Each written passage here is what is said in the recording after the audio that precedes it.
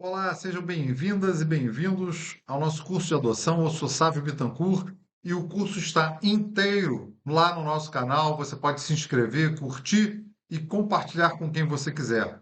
Vamos tratar hoje o finalzinho da questão do Sistema Nacional de Adoção, porque o SNA, mantido pelo CNJ, Conselho Nacional de Justiça, acabou aderindo a uma prática já existente nos grupos de apoio à adoção, que é a busca ativa.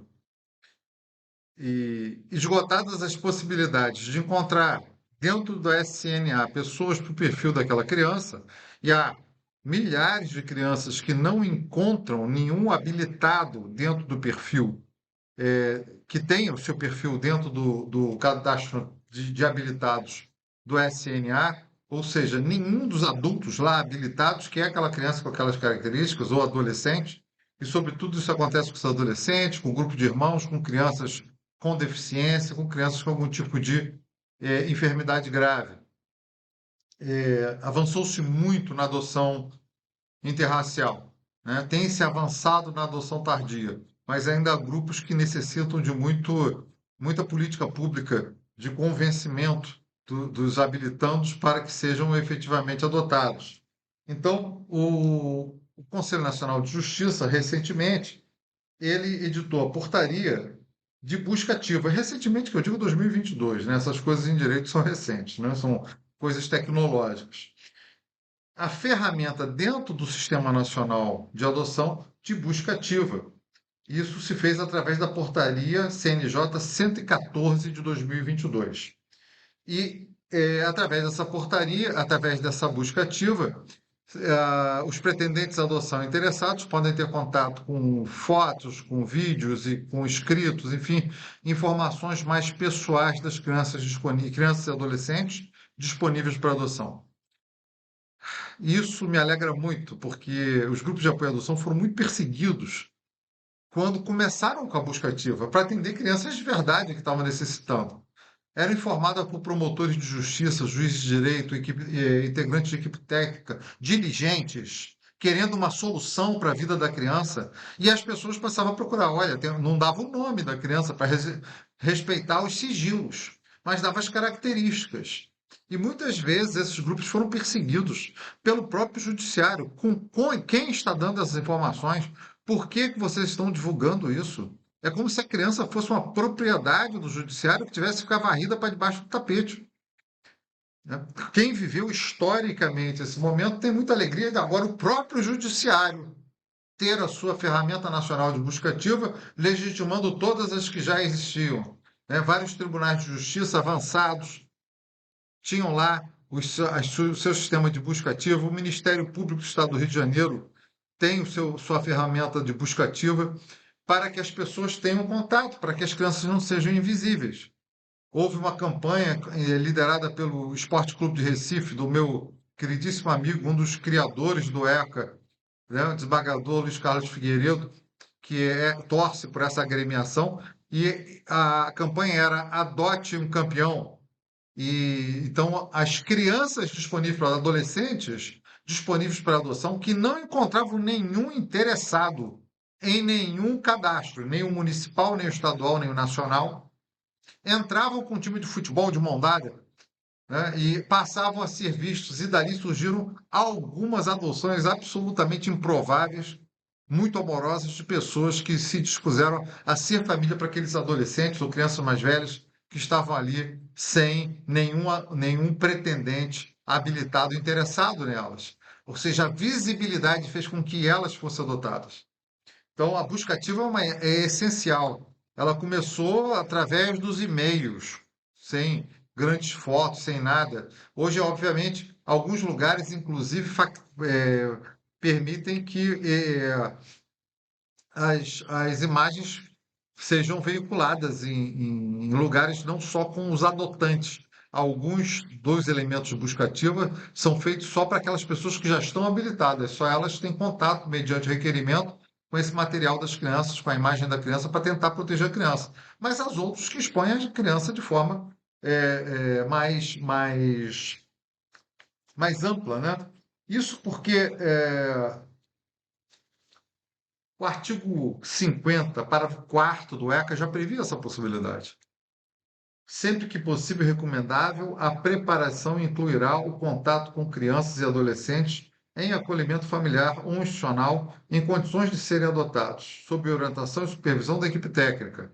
Sob orientação e supervisão da equipe técnica para não virar um pet shop, né? Para não virar, as crianças estão na prateleira, não, quero essa, quero aquela, para não virar uma coisa não humana, né? Então, a convivência entre crianças e adolescentes e os habilitados é algo já previsto no Estatuto da Criança e do Adolescente há algum tempo.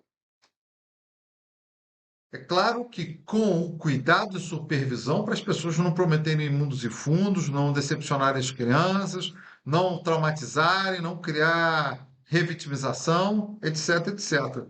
Mas não ver as crianças não permite os encontros de amor. Nós não nos apaixonamos com papel frio. Quando eu estou definindo o que eu quero, quero criança de 4 anos, assim, assim, assado, mas eu encontro um de 5, um de 6 na instituição e que me parece tão bacana, tão legal, tão amigo, que não me dá vontade de ir embora. E eventualmente eu posso ser solução para aquela vida ser solução para uma família para mim. E se a gente não permitir os encontros de amor, esses encontros de amor não vão acontecer. Porque os encontros de amor se dão no caso concreto, no tete a tete não se dão, né? Hipoteticamente, o pai imaginado, criança imaginada, se dão crianças reais que estão lá. Então, isso já era permitido pelo ECA, o encontro, quanto mais a informação circular. Eu sempre defendi isso, inclusive contra amigos meus que querem que o sigilo seja absoluto e que o cadastro vai dar conta e vai fazer os encontros, etc. Mas só que não dá. E aí nós precisamos levar em consideração a natureza humana para arrumar solução para os seres humanos. É por isso que o artigo 4º prevê, artigo 4º do artigo 50, parágrafo 4º do artigo 50, prevê isso explicitamente, e os elementos, né, os projetos de busca ativa, os programas de busca ativa, estão sendo implementados no Brasil inteiro, estão sendo implementados e foi implementado também no Sistema Nacional de Adoção. Isso não exclui, não impede a existência de outros. É mais um. Né? E é um super. Se ele for realmente implementado da forma que ele é previsto pela resolução, incluindo a busca internacional de pessoas que sejam cadastradas de fora, para aquelas crianças que já têm trânsito julgado da sentença e que não encontram brasileiros para adotar, essas crianças vão ter uma família internacional porque ele se dispõe a isso. E é melhor ter uma família internacional e se adaptar à ordem internacional do que viver sem amor nenhum dentro de uma instituição. Então, essa é uma grande iniciativa do CNJ, fazendo que a magistratura deixe de ser perseguidora de quem faz busca ativa, como era no início dos anos 2000, para ser ela promotora em vários tribunais de justiça e agora no Conselho Nacional de Justiça, que é uma instância nacional de controle externo da magistratura nacional, ela promotora dessa busca ativa, reconhecendo que ela é necessária e colocando toda a força do poder judiciário nessa luta, que é a luta de toda a sociedade, né? Então, é muito interessante que seja feita resguardado os cuidados que estão previstos aqui, sob a orientação e supervisão da equipe técnica. Então, quer dizer, quando você descobre uma criança em busca ativa em qualquer um desses programas, e eu recomendo a leitura dessa resolução, que é uma norma muito bem escrita, o que acontece é que você busca no juízo a criança, você não encontra a criança, você não conversa com a criança, você não se torna pai pelo programa de computador. Você tem a informação da criança, sabe onde a criança está, e você tem a opção tecnológica de se apresentar ao juiz como um pretendente para aquela criança. Então, eu sou cadastrado, habilitado. Botei criança até 5 anos. Grupo de 2 irmãos. E lá na busca ativa eu tomo conhecimento de um grupo de 3 irmãos com as características mais ou menos parecidas com a minha. Será? E meu coração se toca e eu acho que o meu orçamento dá, e que meu coração dá para criar essas crianças. Então, tendo contato com esse grupo de irmãos, eu posso abrir meu coração, tendo contato com aquela criança um pouco mais velha daquele limite que eu coloquei, eu posso abrir meu coração e me sentir tentado a ser pai dessa criança, a estabelecer com ela um vínculo. Então, tudo isso será cuidado pelo juízo da infância e juventude local, onde a criança está. Então, se a criança está no abrigo do Rio de Janeiro, na área de Madureira, vai ser o juízo da infância e juventude do Fórum Regional de Madureira, que vai ter que ser buscado pelo pretendente à adoção, falando: eu quero mudar meu perfil. E é claro que você tem que estudar se esse pretendente tem condições objetivas e subjetivas de mudar o perfil, que senão é um oba-oba. Você não está entusiasmado e não vai dar conta daquele recado. Então tem que se analisar ali a habilitação dele e se analisar também a pessoa dele nesse momento. E também tem o estágio de convivência para fazer esse approach e fazer a análise dessa futura adoção.